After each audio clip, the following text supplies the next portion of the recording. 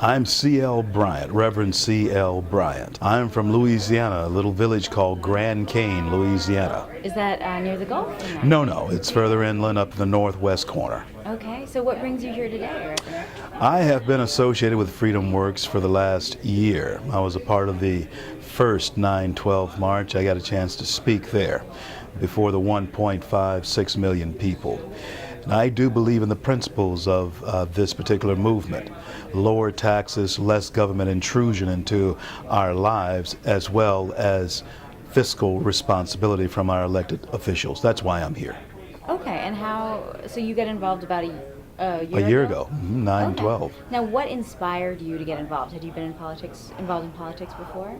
Believe it or not, I am the former president of an NAACP chapter in Garland, Texas. And of course, we came to the parting of the ways over a principle of abortion. I've always been pro-life. And so that was in the late 80s. And in the early 90s, I began down a different road toward conservatism. Okay. Mm-hmm. Now, I have to say, I thought Tea Party people weren't black. Oh. And you're black. I certainly am. Tea Party people come in all different colors, all different types of creeds. And believe it or not, there are many African Americans, black people out there who agree with everything that the Tea Party has to say and stand for. However, they haven't found the courage yet to come out. They will, though. After TARP was signed by President Bush, and then we saw that now President Obama and then Senator McCain both came off the campaign trail to join in the signing of that. There was a red flag that went up, I think, not only in my mind, but in the mind of many Americans around the country. And thus, the Tea Party was born. Rick Santelli, with his rant, actually launched a great shiver up the spine of Americans.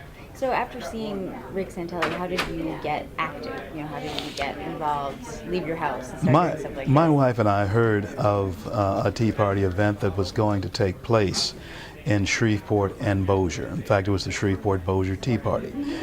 They were having this on April 15th of last year. And I went to just see what it was about. No intention of speaking there whatsoever. However, I was asked to speak. I did.